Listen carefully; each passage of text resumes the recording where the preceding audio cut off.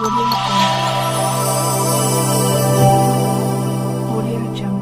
तो चाहता था मुख्यमंत्री आए यहाँ और माफी मांगे, इसके पैर में पड़ के माफी मांगे कि हम लोग नहीं कर पाए कुछ भी, हम लोग नहीं दे पाए इस बच्ची को सुरक्षा का माहौल यहाँ।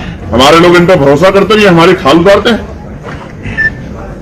किसी मंत्री का, किसी अधिकारी का अगर दिमाग खराब हो गया हो ना कि इसको बचा लेंगे या छेड़खानी कर देंगे मेडिकल रिपोर्ट में या FIR में, तो वो इलाज किया जाएगा कि 7 पुश्ते याद रखेंगे। इतने कमजोर मत समझना किसी कीमत पे। अधिकारी, कर्मचारी या सरकार के लोग कभी ये सोच लें कि ये कमजोर लोग हैं, कमजोर नहीं है, हमारा परिवार है। एक एक खून की बूंद हम लुटा देंगे, लेकिन उनके स्वाभिमान सम्मान की रक्षा करेंगे। मैं आपको आपके माध्यम से बता रहा हूं, उनको न्याय में छेड़खानी करेंगे तो कोई थाना और कोई अधिकारी चैन से नहीं बैठेगा अपने दफ्तरों में। और तो उसकी मां को क्या जवाब दूं मैं? वो बहन है मेरी, क्या जवाब दूं उसको मैं? वो रो के मुझसे पूछ रही है कि बताओ मैं अपनी बच्ची को क्या जवाब दूं, और मैं बताऊं क्या जवाब दूं उसको? मेरे को डर है तो अभी बताओ मुझे, यहाँ मेरे पास। हमारे लिए ये कोई समय नहीं, हमारे लिए तो ये वही दिन है जो हम बहुत लंबे समय से देख रहे हैं। अब सवाल ये है कि अगर हमारी 4 साल की नन्ही बच्चियां जो हैं सुरक्षित नहीं है, तो क्या हम उनसे आंख मिला के बात करने की हैसियत में हैं? कुछ लोग आएंगे, नीरज भाई के साथ बैठेंगे, फोटो खिंचवाएंगे, चले जाएंगे, ये कह के कि हम साथ। लेकिन आप ये जानते हैं कि ये लड़ाई पिछले लंबे समय से हम ही लोगों ने लड़ी। उसको डर है। मैं बात आपसे इसलिए कह रहा हूं, समाज को पता होना चाहिए, जो पूरा समाज बैठा, सब समाज को पता होना चाहिए क्या हो रहा है। उसको ये भय है कि ताकतवर लोग उसकी खुद की नौकरी, बहन की नौकरी या परिवार या अकेला रहता है, उनको नुकसान पहुंचा सकते हैं। वो डर रहा है, वो अपना दर्द हमसे कह सकता है। मैं आपसे पूछना चाहता हूं, उसके साथ इतना बड़ा अन्याय हुआ है, उसको डरना चाहिए क्या? आज डरना तो अपराधियों को चाहिए, डरना तो उनके गुंडों को चाहिए। लेकिन आज उसके दिल में अगर दहशत है तो उसका मतलब क्या है कि क्या व्यवस्था है, कानून व्यवस्था है। और अगर चलो ये तो पुलिस में है, ये तो हिम्मत दिखाई उसने उसको पकड़ने की, उसके कारण उसका हाथ भी टूट गया। लेकिन सोचो आम आदमी की जिंदगी कैसी है राजस्थान में? क्या कोई बहन, कोई माँ किसी भी जाति धर्म की जा पाएगी थाने में? नहीं। और जिन नेताओं को मदद करनी चाहिए थी, वो इनके साथ आ खड़े होकर वो उनका संरक्षण कर रहे हैं। मैं कठोर शब्दों में आपसे कह रहा हूं, यह अन्याय राजस्थान में बंद होना चाहिए। अगर ये बंद नहीं होगा तो फिर आप एक काम करो कि आप बच्चियां पैदा करना बंद कर दो। अगर आप बच्चों की रक्षा नहीं कर सकते तो आप बच्चे पैदा करना बंद कर दो। लेकिन अगर आपने उनको पैदा किया तो फिर ऐसा माहौल भी उनको दो कि वो अपनी जिंदगी जी सके सम्मान के साथ। क्या मैं आज उससे आंख मिला के जवाब दे सकता हूँ? हम लोगों के होते उसके साथ अन्याय हो गया। इसलिए मैं आपसे कह रहा हूँ, जो आएंगे मिलकर चले जाएंगे, अच्छी बात है। मैं तो चाहता था मुख्यमंत्री आए यहाँ और माफी मांगे, इसके पैर में पड़ के माफी मांगे कि हम लोग नहीं कर पाए कुछ भी, हम लोग नहीं दे पाए इस बच्ची को सुरक्षा का माहौल यहाँ। मेरा बस चले तो मैं ऐसे लोगों को, इनको सदन में भी ना घुसने दूं। और मैं तो आपसे भी कहूंगा, मैं आपसे कहूंगा कि ये आग है ना, एक दिन में ठंडी मत करो, इसको लगाओ अपने यहाँ अगर तुम्हें स्वाभिमान है। और जो संरक्षण कर रहे हैं उनका, गुंडों का, उनको इस हैसियत में मत छोड़ो कि वो जाकर जयपुर में बैठ सके। उनको इस हालात में लेके आओ, समझ रहे हो? ये झेलना पड़ेगा। अगर आज हम इसके दर्द पे चुप हो गए तो कल किसी और बच्ची के साथ होगा, कल किसी और बहन मां के साथ होगा, फिर क्या करेंगे हम लोग? मैं भी चैन से दिल्ली चला जाता या मैं भी जाके प्रचार कर लेता, लेकिन कैसे आंख मिलाऊंगा इससे? कैसे जवाब दूंगा कि जो जिम्मेदारी उठाई है उसको, उससे कैसे जवाब दूंगा?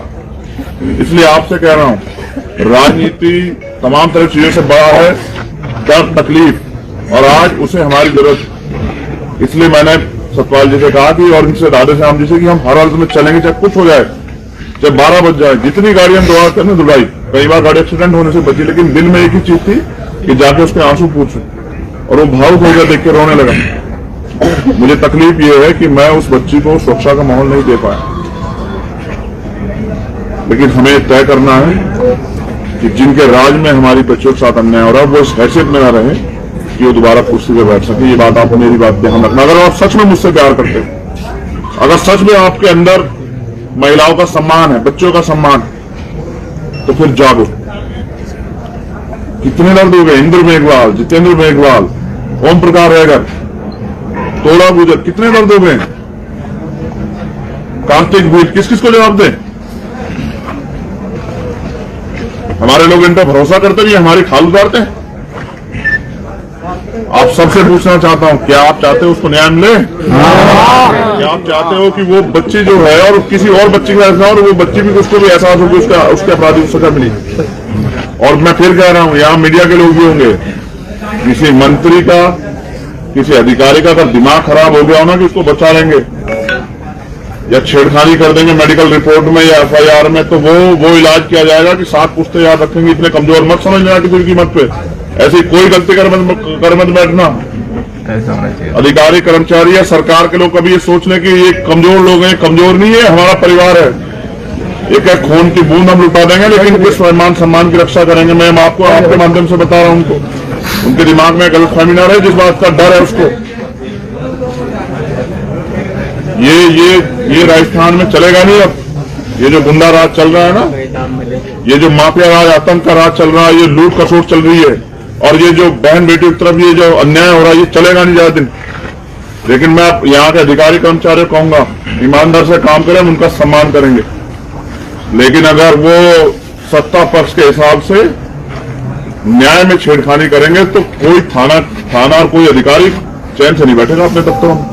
सारे काम छोड़ के इनके दफ्तर ताला लगा के ये रोड बंद करके बैठ जाएंगे राजस्थान में यहाँ। और मैं आपसे कहूंगा, जागो। और मैं जो हमारे सम्मानित यहाँ है राधे श्याम जी और तमाम लोग, उनसे ये कहूंगा, भाई टेतराम जी, मैं सबसे कहूंगा, ये समय अपने परिवार के साथ खड़े होने का और उनको एहसास कराने का कि राजनीति से बड़ा भी हम सब लोग उनके साथ हैं। ठीक है। और मैं आपसे ये उम्मीद करूंगा कि उनको मेरी गैर मौजूदगी में उनको एहसास होना चाहिए कि चंद्रशेखर यही आप लोग करूँ। ठीक है। यहाँ प्रशांत और ये सब लोग, नरेश मीरवाल, मुझे हर एक मिनट की रिपोर्ट चाहिए यहाँ की। और मैं आ गया हूँ ना, बहुत सारे नेता मंत्री भागे आएंगे, 27% लोग आएंगे। ठीक है, आएंगे। लेकिन मैं समझता हूँ ना, न्याय तब मिलेगा जब तक उसको सजा नहीं मिलती। तो हमें लड़ाई अंतिम पायदान तक लगी जब तक उनको सजा नहीं मिलेगी। और जो लोग जिनको बचाने का प्रयास किया जाएगा, हम उनको बचने नहीं देंगे। जिसने उसका हाथ तोड़ा वो भी नहीं बचेगा। और जो उसकी मदद कर रहे थे आरोप छिपाने के लिए, नरेश, मनोज, जो उसकी मदद कर रहे थे ना छिपाने के लिए, जो एविडेंस टेम्परिंग कर रहे थे, उनको भी जो है ना उनके अपराध की सजा मिलनी चाहिए। और वो कोई हो, वो बचेगा नहीं। ये हमारी जागरूक लोग की जिम्मेदारी। वो बच जाएंगे तो नहीं, बिल्कुल नहीं बचेगा। ये कोई गली की बात नहीं, पूरे देश में चली गई है बात। कौन स्वीकार करेगा कि 4-4 साल के बच्चों को साथ अपमानित किया जा रहा है? और उसको, उसकी माँ को क्या जवाब दूं मैं? वो बहन है मेरी, क्या जवाब दूं उसको मैं? वो रो के मुझसे पूछ रही है कि बताओ मैं अपनी बच्ची को क्या जवाब दूं, और मैं बताऊं क्या जवाब दूं उसको? ये तो बात सही है। तो मैं आपसे कह रहा हूं, जागो। आज इस घर तक आग आई है, कल किसी और घर तक आएगी। इसलिए बहुत आप लोगों ने 5 साल संघर्ष कर लिया, अब आप हिम्मत जुटाओ। ऐसे गुंडों को संरक्षण नहीं मिलना चाहिए। और मुझे नहीं पता कि उससे पहले उसने कितनी घटनाओं को अंजाम दिया होगा, और पता नहीं कोई ऐसा वीर होगा नहीं जो उसके खिलाफ लड़ा होगा, वीर जैसा। क्योंकि जब वर्दी देखता है सामने, डर जाता है आम आदमी। इस वर्दी पे भरोसा करते हैं लोग, बहन बेटे भरोसा करते, कोई वर्दी वाला खड़ा तो हम सोचते थे। लेकिन अब बताओ क्या भरोसा करोगे? तो मैं आपसे अनुरोध करूंगा, सब चीजों से ऊपर उठ के इस परिवार की रक्षा सुरक्षा की जिम्मेदारी और इसको न्याय दिलाने की जिम्मेदारी हम लोग अपने हाथ में लें, हर माध्यम से। चाहे वो बढ़िया से बढ़िया वकील करना हो, और चाहे इनकी सुरक्षा की जिम्मेदारी अगर पुलिस नहीं करेगी, हाल तो करनी चाहिए पुलिस को सुरक्षा। क्या तुम्हारी सुरक्षा में उन्होंने कोई प्रबंध किया है? तुम्हारी सुरक्षा में कोई प्रबंध किया है? अगले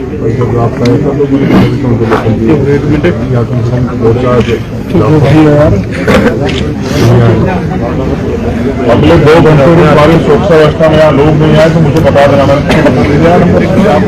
बात करूँगा। अगले 2 घंटे में अगर यहाँ और हम उनके भरोसे भी नहीं, हम अपनी सुरक्षा मुकेश खड़ा हम सुरक्षा करना जानते हैं।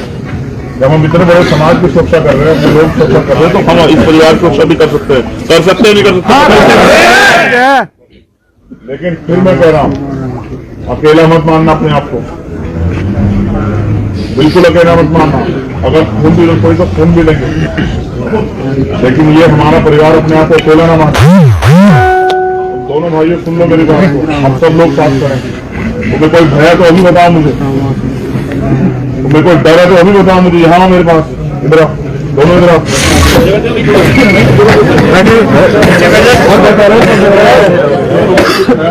बताओ, तुम्हें किसी भी तरह कोई भय तो बताओ, समाज को पता लगना चाहिए। भय कुछ भी नहीं है, बस मेरे भाई लोग की तरह ये मेरी बहन यहाँ नहीं रहती है, वो भी जेब में नौकरी करती है। हम दोनों भाई, मैं भी मजदूरी करता हूँ, ये भी ड्यूटी पे चला जाता है। स्ट्रिंग नहीं होती है, हमारी 2 लेडीज रहती है घर में और बच्चे रहते हैं। अगर उनको कोई प्रॉब्लम हो गई तो वो प्रॉब्लम नहीं होनी चाहिए फ्यूचर में कभी भी। हमको यही सुनना है बस। मैं पूछना चाहता हूँ, उनको छोड़ो कि आप सब समय समाज की सुरक्षा करने में अपनी जिम्मेदारी खुद उठाओ। मैं भी उनके अधिकारियों से बात करूँ और मैं वचन देख कहता हूँ, तेरी नौकरी और परिवार ये तेरा करेंगे तो हमारा परिवार आपका ये तो ये ठीक है।